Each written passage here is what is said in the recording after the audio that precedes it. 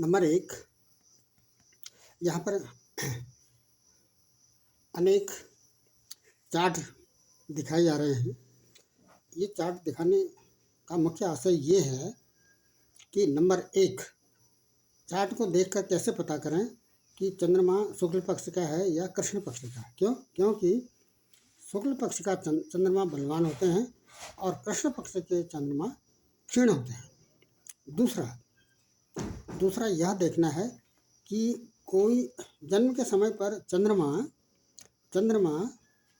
संक्रमण राशि में तो नहीं है, जैसे 4, 5 या 8, 9 या 12, 1। 12 का मतलब मीन और 1 का मतलब मेष। ये हम इसलिए देख रहे हैं क्योंकि इससे बालारिष्ट का निर्धारण किया जाता है। कोई अरिष्ट नक्षत्र में तो नहीं जातक का जन्म हुआ है, ये इसे दिखाना है। तीसरा देखना है कि जो भाग्य उन्नति है या रोजगार है वह निवास स्थान में ही होगा या निवास स्थान से दूर होगा या काफ़ी दूर होगा या विदेश में होगा। और उसके बाद नंबर 4 देखना है कि जीवन की कौन सी अवस्था के बाद, कहने का तात्पर्य ये है कि कितने वर्ष के बाद भाग्यशाली जातक होगा। उसके बाद ये देखना है नंबर 5 में कि संपूर्ण जीवन आनंदमय रहेगा या संपूर्ण जीवन दुखी रहेगा। अब सीधे से अपने उद्देश्य में आ जाते हैं। नंबर 1, इस जन्म पत्रिका को यदि हम देखते हैं तो ये जो जन्म के चंद्रमा हैं ये सूर्य के नज़दीक आ रहे हैं, तो स्पष्ट है कि ये कृष्ण पक्ष की ओर चल रहे हैं। इसको इस तरह से समझा जाए, यदि चंद्रमा से आगे होते हैं तो वो कृष्ण पक्ष की ओर चल रहे होते, शुक्ल पक्ष की ओर कृष्ण पक्ष की ओर शुक्ल पक्ष की ओर चल रहे हैं, और यदि पीछे होते हैं तो वो कृष्ण पक्ष में आ रहे हैं। फिर से देख लेते हैं। इस जन्म पत्रिका में ये जो चंद्रमा हैं वो यहाँ पर हैं, और सूर्य देखना है सूर्य कहाँ पर हैं। इस जन्म पत्रिका में सूर्य इधर हैं, तो ये ठीक सामने पड़ते हैं, 180 डिग्री के सीध में पड़ रहे हैं, तो ये लगभग ये शुक्ल पक्ष के प्रतिपदा के आसपास हैं। इस जन्म पत्रिका में यहाँ पर चंद्रमा इधर हैं और सूर्य यहाँ हैं, तो पीछे चल रहे हैं। ये चंद्रमा लगभग सूर्य के नज़दीक आ रहे हैं, तो ये कृष्ण पक्ष के चंद्रमा हैं।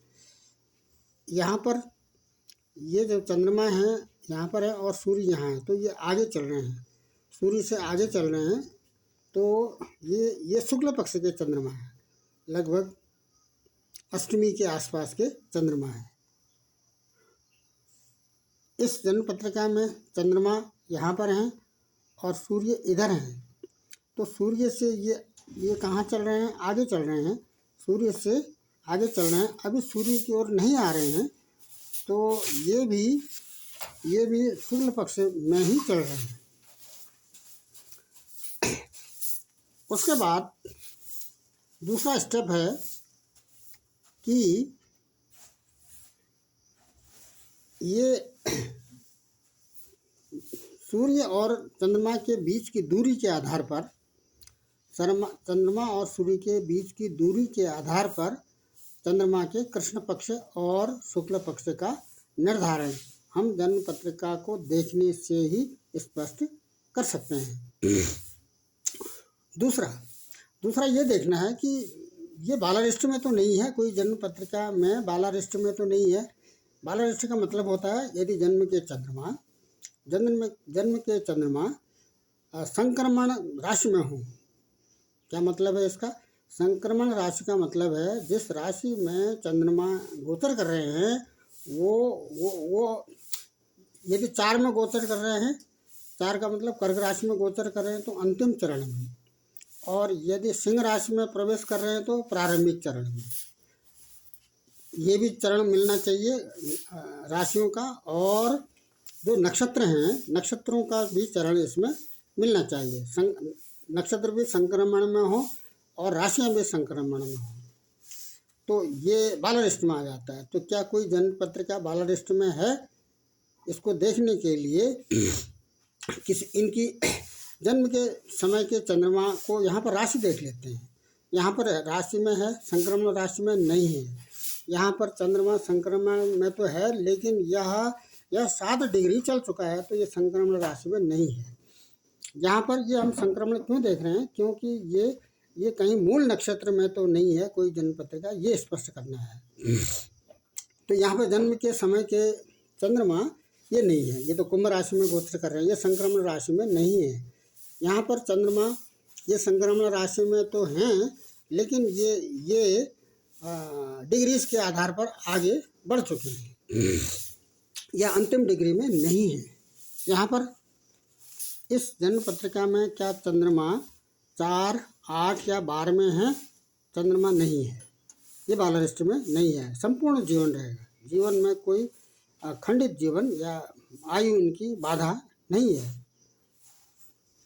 और यहाँ पर चंद्रमा कौन सी राशि में है, चंद्रमा है तो 8 नंबर की राशि में, वृश्चिक राशि में है, लेकिन इनका जो डिग्री है ये डिग्री आगे चल चुके हैं, तो ये भी संक्रमण में नहीं आएंगे। यहाँ पर इसको यदि देखा जाए तो चंद्रमा 10 नंबर की राशि में है, ये संक्रमण राशि में नहीं है। ये दूसरा यहाँ पर चंद्रमा है संक्रमण में, ये मेष राशि में गोचर कर रहे हैं, मेष राशि में गोचर कर रहे हैं, तो ये भी संक्रमण है, तो लेकिन डिग्री के आधार पर नहीं है, नक्षत्र के चरण के आधार पर नहीं है, और डिग्री के आधार पर भी नहीं है। यदि ये चंद्रमा मेष राशि में तो गोचर कर रहे हैं, लेकिन 23 डिग्री की नहीं है। अब तीसरा 2 बातें स्पष्ट हो गई हैं। नंबर 1 कृष्ण पक्ष का चंद्रमा है या शुक्ल पक्ष का, और दूसरा कोई भी ये संक्रमण राशि या संक्रमण नक्षत्र में जन्म के चंद्रमा गोचर तो नहीं कर रहे हैं, बालारिष्ट में है। ये 2 बातें स्पष्ट हो गई हैं। तीसरा यह देखना है कि ये जीवन के प्रत्येक खंड में 1, 2, 3, 4, जैसा कि इससे पहले भी चर्चा हुई है, प्रत्येक खंडों में शुभ ग्रह होने चाहिए। यहाँ पर 1, 2, 3, 4 पहले खंड में है शुभ ग्रह, हाँ है। दूसरे में है 5, 6, 7, 8, दूसरे में नहीं है। तीसरे में है ये 9, 10, 11, 12, तो यहाँ पर तीसरे में बुध तो हैं, लेकिन बुध यहाँ पर क्रूर राहु के साथ आ गए हैं, तो बुध की सुविधा तो नहीं रहेगी, लेकिन शुक्र की सुविधा, शुक्र शुभ ग्रह में आएंगे, तो प्रारंभिक अवस्था और अंतिम अवस्था इनका भाग्योन्नति का यह जन्म पत्रिका दिखाती है। बीच की अवस्था भाग्योन्नति नहीं दिखा रही है। यहाँ पर देखते हैं, ये प्रथम खंड है। प्रथम खंड में शुभ ग्रह है, बुध स्वयं ही लग्न में बैठे हैं। ये प्रथम खंड 1, 2, 3, 4 जीवन का पहला खंड। और दूसरे खंड में कोई शुभ ग्रह है, दूसरे खंड में कोई शुभ ग्रह नहीं है।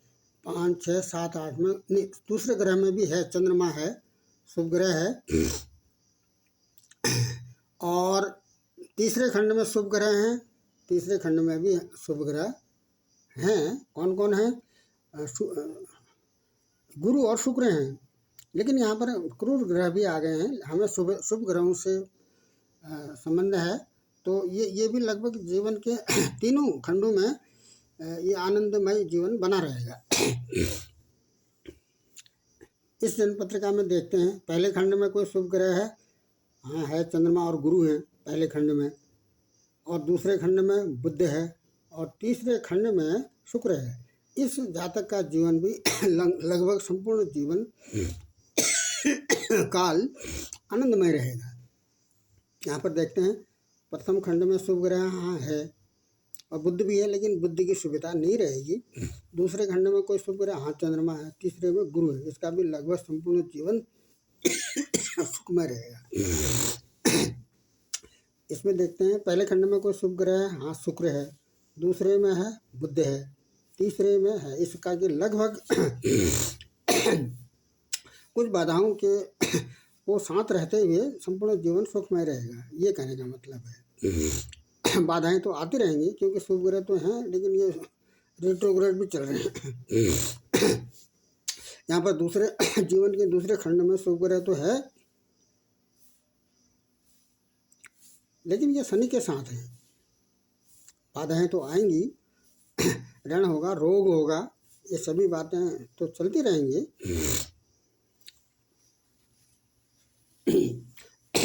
उसके बाद देखना है कि रोजगार अपने जन्म स्थान पर ही मिलेगा। भाग्य का उदय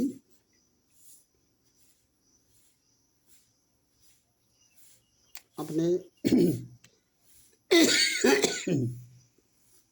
जन्म स्थान पर ही मिलेगा या जन्म स्थान से काफ़ी दूर मिलेगा। इसके लिए क्या देखते हैं, इसके लिए चर ग्रह, चर राशियाँ देखते हैं। जैसे 1, 4, 7 और 10, 1, 4, 7, 10, तो ये चर राशि का लग्न होना चाहिए। यहाँ पर है, नहीं है। यहाँ पर तो 2 नंबर की राशि स्थिर राशि है, लेकिन लग्न में कोई चर ग्रह भी नहीं है। ये जन्म पत्रिका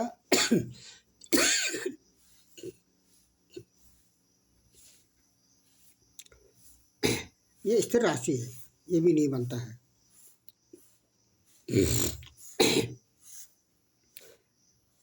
यहाँ पर जो 8 नंबर की राशि है, ये भी स्थिर राशि है। यहाँ पर है बनता है, ये राशि चर राशि है। चर का मतलब चलायमान, भ्रमण, निवास स्थान से काफ़ी दूर, और राशि भी यहाँ पर शुक्र है। क्यों? क्योंकि शुक्र का जो गोचर है लगभग 28 दिन कहा गया है। तो ग्रह भी चर ग्रह है और राशि भी चर राशि है।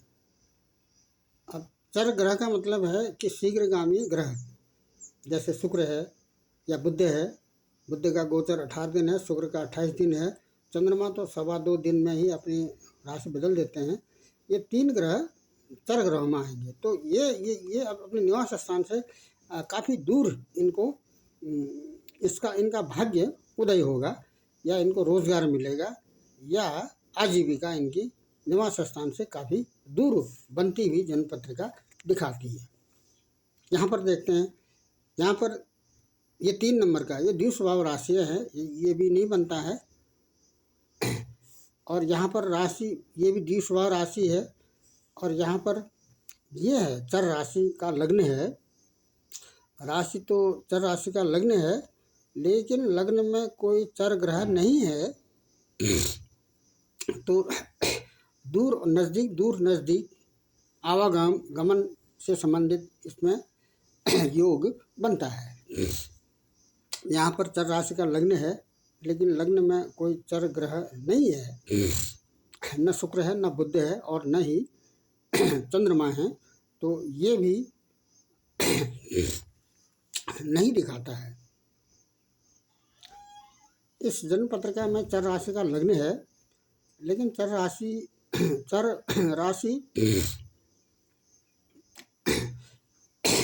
ग्रह नहीं है। लग्न में चर ग्रह नहीं है, बुध भी नहीं है और शुक्र भी नहीं है और चंद्रमा भी नहीं है। चंद्रमा कहाँ है? चंद्रमा इधर है, यहाँ पर है। हैं तो चंद्रमा चर राशि में, लेकिन यहाँ पर लग्न से मतलब है। उसके बाद देखना है कि इस जन्म पत्रिका में जीवन की कौन सी अवस्था के बाद भाग्यशाली यह होगा या रोजगार इसको मिलेगा। इसके लिए ये जन्म पत्रिका बैठती है। यहाँ पर क्या स्थिति बनती है? यहाँ पर लग्नेश है। ये लग्नेश जो मंगल हैं, ये लग्नेश मंगल बनते हैं। ये D9 में, इनके बगल में D9 के चार्ट भी दिखाने का मुख्य आशय यही बनता है कि D9 में ये जो लग्नेश हैं, मंगल D9 में कहाँ बैठे हैं? मंगल बैठे हैं ये 9 नंबर की राशि में बैठे हैं। 9 नंबर की राशि किसकी है? गुरु की राशि है। तो क्या होगा?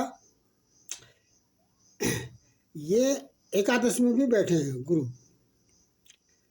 लग्नेश जो बनते हैं वो D9 में किस राशि में बैठे हैं और उस राशि के स्वामी होना तो ये D1 में है। D1 में उस राशि के स्वामी को या तो लग्न में होना चाहिए या त्रिकोण में होना चाहिए या एकादश में होना चाहिए। स्थिति तो बनती है, लेकिन ये जो D9 के लग्नेश जिस राशि में बैठे हैं उस राशि के स्वामी D9 में है, 11वें हाउस में, और D1 में नहीं है। यदि ऐसी स्थिति बनती तो क्या होता, इनको 30 वर्ष की अवस्था के बाद ही इनका भाग्य उदय होता, रोजगार मिलता है। अब इसको यहाँ पर देखते हैं। यहाँ पर लग्नेश बनते हैं शुक्र। ये D9 में शुक्र कहाँ बैठे हैं? D9 में शुक्र बैठे हैं 11 नंबर की राशि में। 11 नंबर की राशि किसकी है? शनि की राशि है। क्या शनि 1 में, 5 में और 9 में बैठे हैं? हाँ बैठे हैं, लेकिन ये D9 में नीच के होके बैठे हैं। और D1 में 1 में भी नहीं है, 9 में भी, 5 में भी नहीं है और 9 में भी नहीं है और 11 में भी नहीं है। तो ये भी स्थिति यहाँ पर नहीं बनती है। एक उदाहरण, ये D1 चार्ट है और ये D9 चार्ट है। ये D1 चार्ट में जो लग्नेश हैं वो लग्नेश हैं 7 नंबर की राशि, तुला राशि है, इसके स्वामी शुक्र बनते हैं। ये शुक्र D9 में कहाँ हैं? D9 में शुक्र हैं लग्न में, यहाँ पर बैठे हैं। कहाँ बैठे हैं? D9 में शुक्र अपनी ही राशि में बैठे हैं। शुक्र यहाँ पर अपनी ही राशि में बैठे हैं। तो ये मंगल कहाँ होने चाहिए? या तो लग्न में होने चाहिए या 5 में होने चाहिए या 9 में होना चाहिए या 11 में होनी चाहिए। क्या ऐसी स्थिति बनती है? ऐसी स्थिति नहीं बनती है। एक उदाहरण और देख लेते हैं। यहाँ पर जो लग्नेश हैं वो बुध हैं, बुध, और D9 में बुध कहाँ हैं? D9 में बुध बैठे हैं आज मंगल की राशि में बैठे हैं। क्या ये मंगल D1 में लग्न में है? नहीं है। 5 में है? नहीं है। 9 में है? नहीं है। एकादश में है? नहीं है। ये स्थिति भी नहीं बनती है। ये D1 चार्ट है और ये D9 चार्ट है। यहाँ का लग्नेश शुक्र बनते हैं। शुक्र D9 में जहाँ पर बैठे हैं वो 6 नंबर की राशि में बैठे हैं। कन्या राशि के स्वामी बुध बनते हैं। तो क्या ये बुध 1, 5, 9 और 11 में है? नहीं है।